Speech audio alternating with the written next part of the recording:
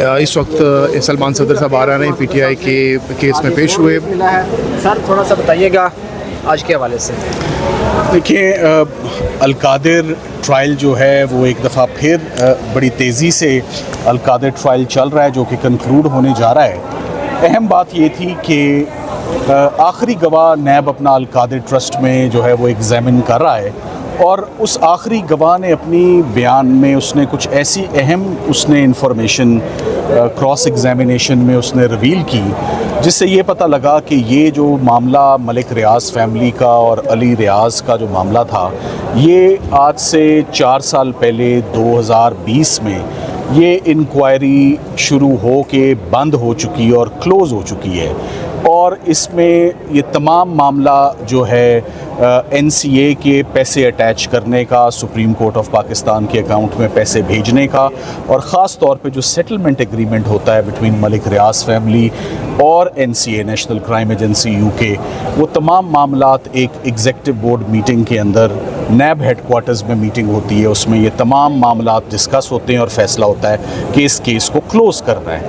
تو ایک close transaction, ایک ختم ہوئے ہوئے کیس کو بدنیتی سے چھپاتے ہوئے نیب نے کنسیل کرتے ہوئے دوبارہ اس کیس کو ری اوپن کیا، اور ری اوپن کرنے کے بعد اس کا ٹرائل بڑی تیزی سے چل رہا تھا. آج یہ بھی بات بہت اہم ہے کہ آنریبل ججز نے سپریم کورٹ کے آرڈر کا بھی حوالہ دے دیا ہے کہ فائنل ججمنٹ دینے سے تو ویسے بھی سپریم کورٹ نے روکا ہوا ہے.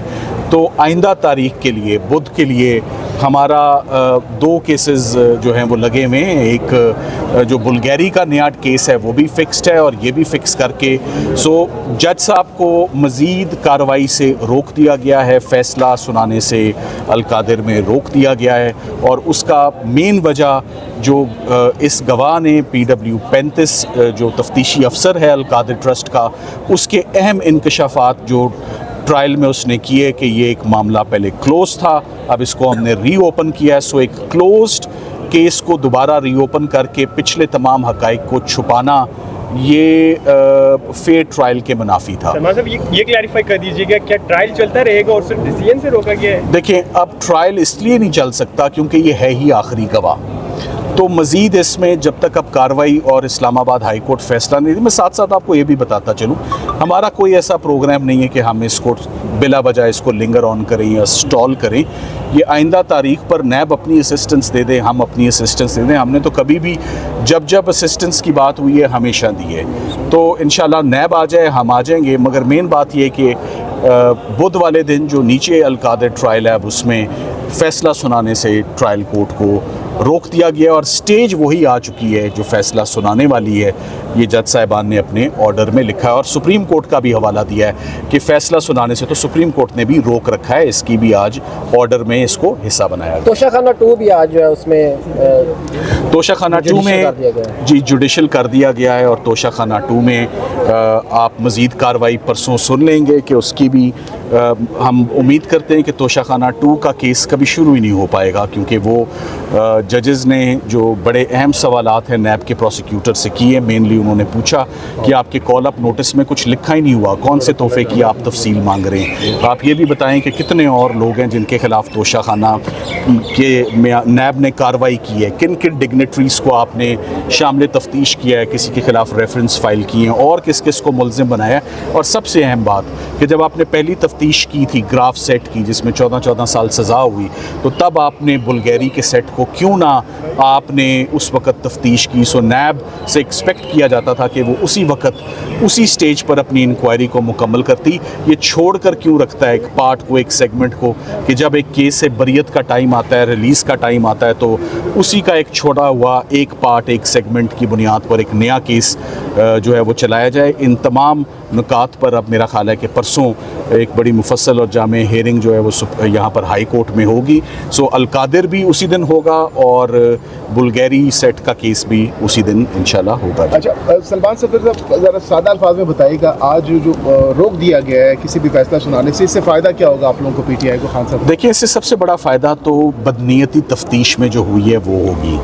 کہ مثال کے طور پہ بہت سارے ایسی باتیں ہیں جو میں کراس ایگزامینیشن اپنا یہاں ریویل تو نہیں کر سکتا، مگر اس سے بہت فائدہ ہوگا۔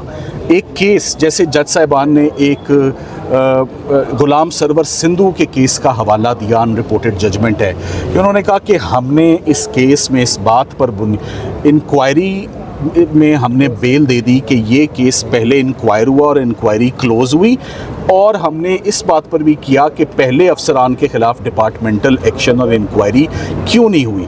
تو اس کے بڑے فار ریچنگ کانسیکوینسز ہیں۔ کرمنل کیسز کا سٹے ہونا بڑا مشکل ہے۔ اس سے پہلے جو کرمنل کیسز سٹے ہوئے تھے سلمان اکرم راجہ صاحب سائفر کیس میں، وہ ہوا تھا کہ اوپن ٹرائل نہیں ہو رہا اور اوپن پروسیڈنگز نہیں ہو رہی۔ آج کا کیس اس بات پہ ہو رہا ہے کہ تفتیشی کو کچھ اہم ریکارڈ منظر عام پر لانے سے روکا جا رہا ہے، اور جج صاحب نے وہ ہماری درخواست جو خارج کی ہے، اب ہم نے آج باضابطہ طور پہ اس پہ بینچ کو انگیج کیا ہے، انشاءاللہ پرسوں اس پہ ہیئرنگ ہوگی۔ فوجی عدالتوں میں کہا جا رہا ہے خان صاحب کا کیس لے کے جایا جائے گا، یہ ابھی ایسی کوئی میرے علم میں بات نہیں ہے۔